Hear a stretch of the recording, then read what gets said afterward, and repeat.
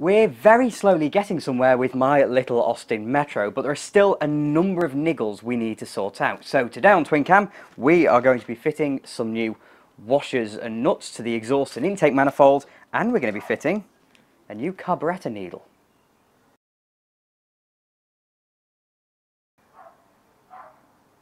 So yeah, it was only a few weeks ago that, well, possibly, YouTube land and real life land tend to be vastly different when it comes to recording and upload dates, but probably only a few weeks ago we did a video on this little car, that's fallen, where we sorted out some of the niggles. But as with every single old car in the world, the niggles just continue. They keep going and they keep getting bigger. So let's first go through a little list of the things that we still need to do to this car. First of all, there's a noise. Don't know where it's coming from, don't know what it is, but we'll sort it, we'll get through it at some point.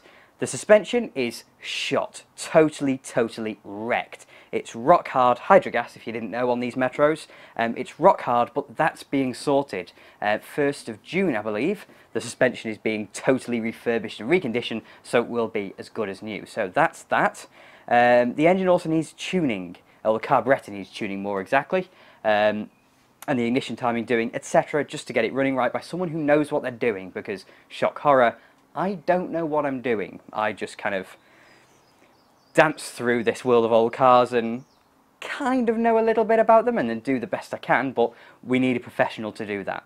So there are more things that I'm noticing day by day that need doing, and if I pick up this carburettor needle from the floor, still it's plastic thankfully, this is what meters the fuel going through the carburettor. So though the carburettor can be tuned, I've been told by someone who does know, well, Paul actually, who rebuilt the gearbox in this car, who you'll have seen only a few weeks ago, or however many weeks ago, as I've said, he recommended I need a new needle. So the needle in this car from factory, and the one I hope it still has, is BDR, I think. I might have to correct myself on that on the screen somewhere, but I think it's a BDR needle, and this one is a BDL needle, I believe. Again, I'll correct it on the screen if I'm wrong. And these are of a slightly different profile, and so it lets a different amount of fuel through, and therefore the car runs better. Now the reason I need a new needle is because I'm an idiot, and I've put a stupid cheap air filter on the back of the carburettor, and I put a manifold exhaust on it, so it no longer has the factory componentry, so it needs to compensate, and this is how we're going to, not professionally do it. I'm not going to mess around with any of the carburettor settings, we're going to leave that for a professional, but that should help a little bit with the way the car runs until I can get it to someone who knows what they're doing. Now as for the other thing, these studs, washers and nuts for the inlet and exhaust manifold. The A-series engine used in this Metro, we'll see it in a second, has a Siamese port cylinder head. And what that means is that despite the fact it's got 4 cylinders, it only has 5 ports, 3 exhaust and 2 inlet. And the inlet and exhaust manifolds are both on the same side of the engine. So they share a gasket and they share these set of washers, studs and nuts as well. And when I was doing the gearbox rebuild, I obviously took the engine out of the car, so I undid the manifold, and of course I put the new exhaust on. When I took it off, it had no washers. Now I did think at the time, surely this could do with washers, but I didn't correct it. I didn't actually do the research to see whether it did need them or not. A simple look in a Haynes manual says, yes, there are washers, so I've bought a set of washers that we're going to put on the car today. So let's start with these. So I've just opened up this little bag with all the studs in them, and here are the studs. Now I'm not actually going to put in the studs, and I'll explain why when we're actually doing it, but yeah, so let's ignore them.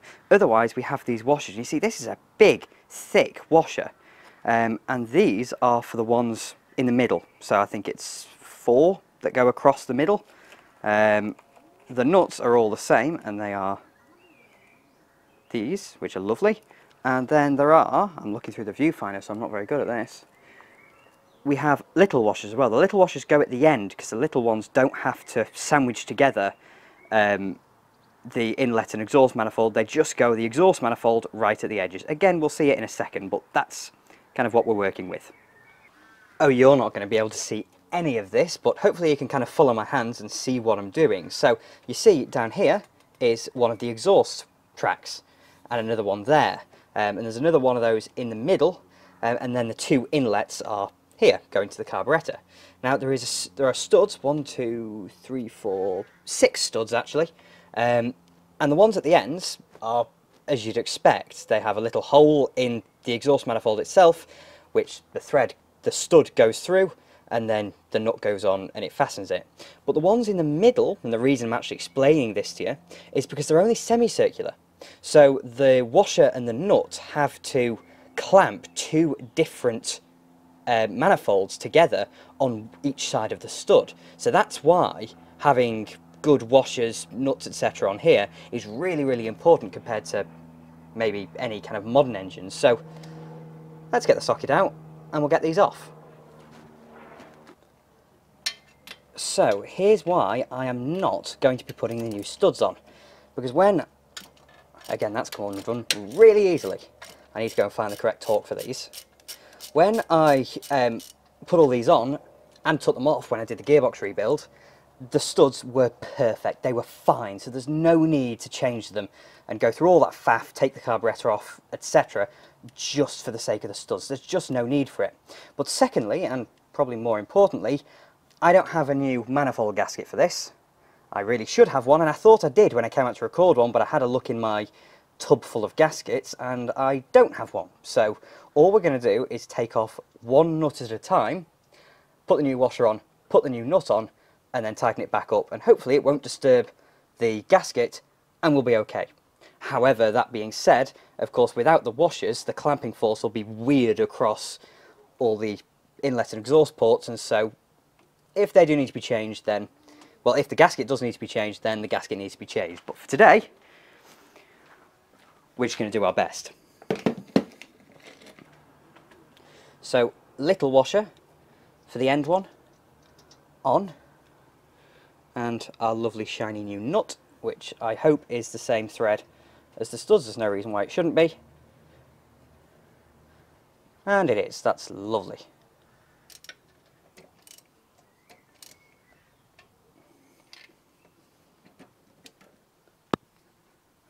That is now vaguely tight, which is good. I'm not going to tighten it up fully, make it really, really tight, because I need to go and have a look at what the torque is.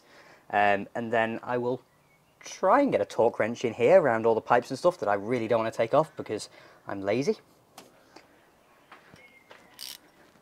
Next up, we'll do this end, which is much easier because there are less pipes involved.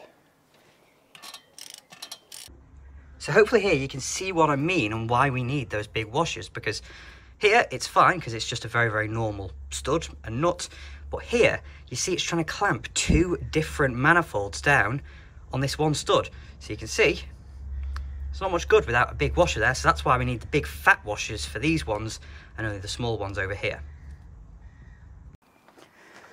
So now for the big boys. These are the ones that are going to ruin my life. This one's pretty easy because there's still a clear line of sight to it.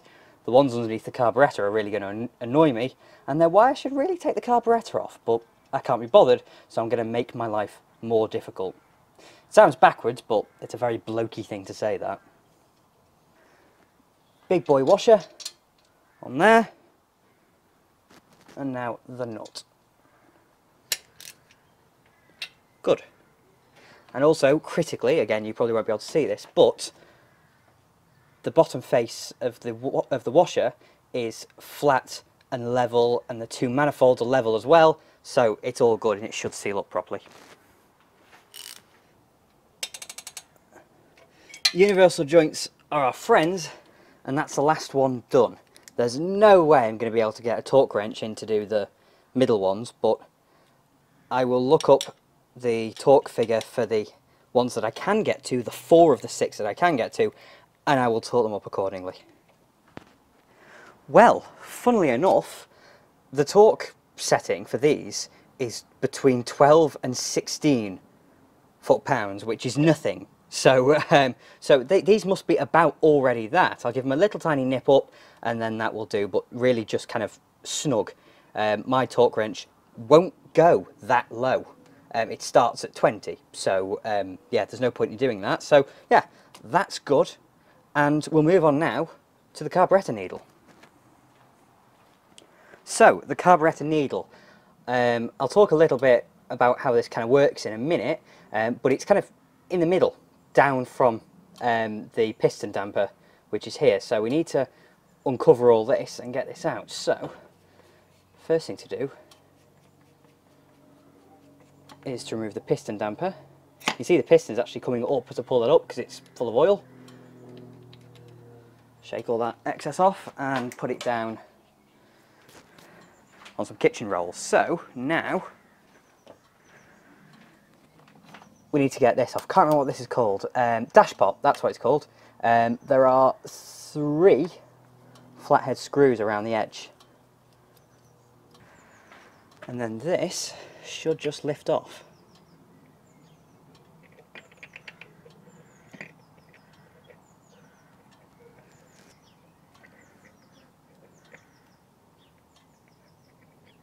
In fact, actually, I don't know whether they're meant to come apart, but it's lifting the piston out with it. So that's good, because that's what we need. So, you see that there? That is the needle. And I must say, it's pretty filthy in there. To be fair, I've never had this carburettor apart, and now it stinks of fuel around here because I've just had the car running. So, yeah, that's how this goes in. You can see it only goes in one way. And that hole there, again, you're not going to be able to see this very well, I might give you a closer up, but that hole there goes straight into the air filter, and then down in the centre you've got a little tiny hole where this goes through, and that's called the jet, and the needle moves up and down in the jet like that when you press the throttle pedal, and of course the needle at this end is smaller than it is at the top, and so it lets more fuel through, and so the car accelerates. So that's how it works, very basically. So I've placed it down here on my toolbox, and we can see a few things are happening to it. First of all, there's oil coming out the top because this dash pot, well actually the piston is full of oil, which damps its travel up into the dash pot like that. Because if there's no oil in it, then it just shoots up there, and you get really inconsistent hesitation and all that kind of stuff. So that movement is damped out by the oil in the dash pot. So if you've got those kind of issues with your car, then it is quite possibly the dash pot. You see, when I push it all the way up, you see it's poking out the top of the dash pot. That's what that damper behind here is for. So I'd imagine that the piston and the dash pot actually came away from each other, but clearly not. So this is obviously the needle here, and the new one we have here. So they're just slightly different profile. Probably won't even be able to tell when I put them up close to each other, but here we are. So let's very gently. There you go. It's a bit tight, but this is the screw that retains the needle. So by pulling this out, like so, it's all filthy in here. It really needs going over by someone who knows what they're doing. This should, well, very, very quick Google search onto the Berlin website, the people who make SU carburettors, and there's a little circlip just there that goes on the top of the piston here, and now, hopefully, hey, there you go, that comes out, and so does the spring. Ah, nice one. So much for cleanliness, but then again, it's filthy in there, absolutely filthy. So I'm going to do some cleaning up as best I can anyway, and it doesn't look as though anyone's messed around with this needle, although then again I don't know what I'm talking about, so yeah, it's a needle. Needle, spring, idiot. That goes in that way around. Not that I know whether it makes a difference or not. So let's try and get this needle out of here. And I've done it. You see, the needle comes out there. You've got its guide. Again, I'm not doing this very well, am I? Let's go around that way. You've got its guide and then a little spring on the end there as it comes out of the piston. So that took me best part of an hour, maybe, because the guide was just stuck in the piston. It just did not want to come out. It's managed to weld itself with rust to the piston itself, which is ridiculous, especially considering the environment it's meant to be in, but, you know, we roll. So I managed to get that out. I'm very, very fortunate I did manage to get it out, because I don't know whether the camera's going to focus or not. focus, there you go. But you see, I've managed to knacker the needle here. And it looks insignificant, but this determines how the car runs, and I managed to do it with pliers as I was pulling it out. But with an incredible amount of penetrating oil, having gone through it, there's a lot more than that, and that little tub also being full of boiling water, with this in it, I have managed to get it out. So now I'll put this down and we'll zoom in a little bit and we'll look a bit closer at what we're doing. So this is a little guide that sits and actually secures the needle in the piston, and we have this little spring here, and that just pulls off like that. So we have those two, and then this is the old needle. Again, focus. No, maybe next week. There you go. And it says on it BER. Yeah, that's the correct one. I'll put it at the start of the video, but yeah, BER is the needle that this car originally had. That does ring a bell now. So that can come out, and hopefully I won't have to do this again when the car inevitably runs utterly rubbish with the new one in it.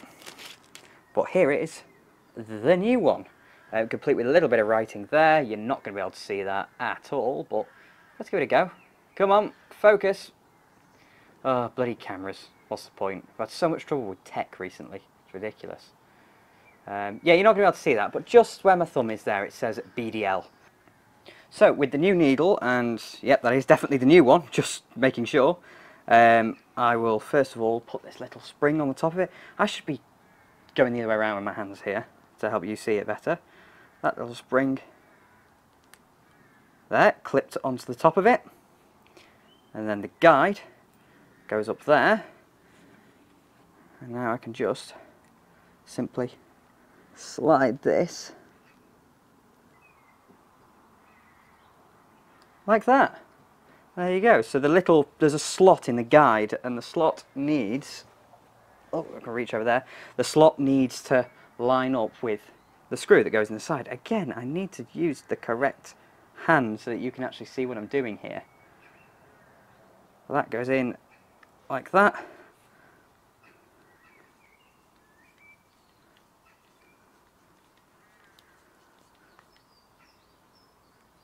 That is tightened, and now there you go. See, so guide is back in place. I'm so rubbish at this. Guide's back in place there, and the spring just allows the needle to knock about from side to side and allows it to go up and down, but it always springs back to where it should be. So that's that. I'll now clean this up. I'll put the spring back in there and put the dash pot on top, and then we'll go back to the car. So, you still won't be able to see that jet, but here we go. So I've got the circlip back on, everything is assembled, and there you go. Very good. So the needle is lined up with the jet and it's fallen through the hole, and the notch on the back of the piston is lined up at the back here. So that's good. That is seated. And now, gently put these little screws back in. And I'm not forgetting the little label that tells you exactly what this carburettor is on the top corner. So I have tried to keep it as clean as possible in here, but it was so filthy when I took it all apart that really the carburettor needs stripping and rebuilding. I'll probably make it run a hell of a lot better if I did that, but for now, just for now, I'm just going to change the needle. So because it's all drained out, we need to refill the dash pot with oil. So I've got a little syringe here, which is a great tool to do it, and then just fill up. Gonna need a little bit more than that, not too much though. And that there is perfect, just above the line of the damper. With the damper in the top, you see the piston is pulling up, which shows we've got oil in it. And then, if I can actually get this square, because it seems to be a nightmare on this car doing this. I don't know why, but this car, you just cannot get the damper square in the top. Finally, only took me about 5 minutes. Don't understand why it's so difficult on this car, and Melvin's is absolutely fine. But there we go. So that's done. Now, of course, as I think I've already mentioned in this video, this carburettor needs tuning. It didn't run particularly well pre-modifications, and it runs worse with the mods, but you'd kind of expect it to, consider it wasn't running well anyway. So it does need tuning. This is just a... You know what, to be quite honest with you, I wouldn't have bothered doing this if I didn't have a YouTube channel. I'd just get it tuned properly, and we're still going to get it tuned properly, but it's an extra video topic, isn't it? So yeah, shameless, totally shameless, but let's see if it runs. Well, I was going to leave that video there, and I had actually filmed a conclusion and an outro and all that kind of stuff, but that would be like kind of edging you. Because this little car is hilarious, so we're going to have to go for the tiniest of drives up the road at least.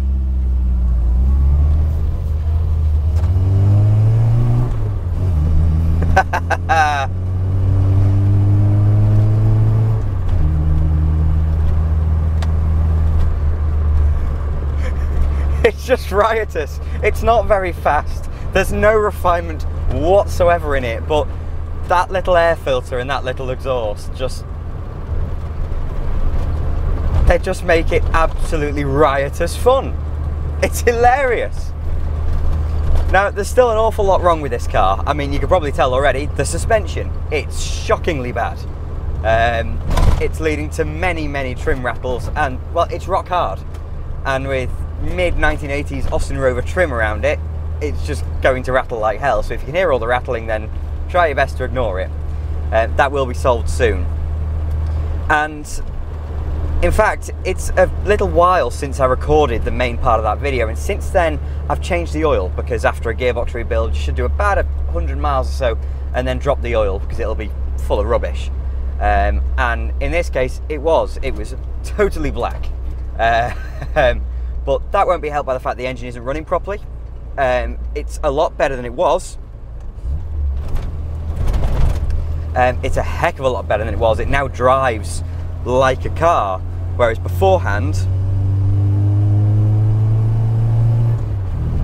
Oh, flat spot. There is that flat spot at the lower end, shall we say, of fourth gear.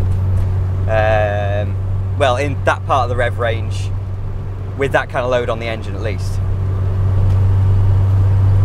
But it didn't drive right at all, and now it still doesn't drive right. It needs setting up properly, because it still doesn't make very much power, but now it is drivable at least, and it's just...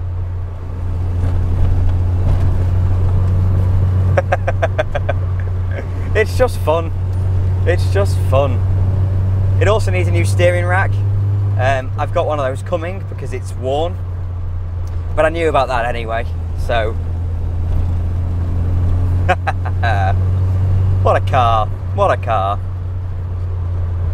So we're slowly ticking off now all the bits that need doing to make this thing mechanically perfect. As I said, it's not, we're a long way off from that, but doing things like those little washers and putting the new carburettor needle in it, at least to make it usable for now, and it's a good baseline to start from when it does eventually get tuned. It's just the bouncing. This is a flat road. It's just bobbing up and down. Oh, that noise. And Metros, they're so easy to drive. It's unstallable, an A-series engine, and the pedals are perfect for heel and toe. Although be a little bit careful on the second, of course. And first, oh, it went in absolutely fine then. But first gear is still a little bit tight, so sometimes it can be a little tricky to find. But what a car, what a car. So with that, and I'll try and navigate this tricky junction. There you go. So with that, thank you very much for watching. If you enjoyed the video, then please do click like and subscribe to TwinCam as well. flat spot. I'm forever indebted to my wonderful Patreon supporters, so if you'd like to support me that way, you also get every now and then you get exclusive bits of content, then please do follow the link in the description, and I'll have more videos coming along soon.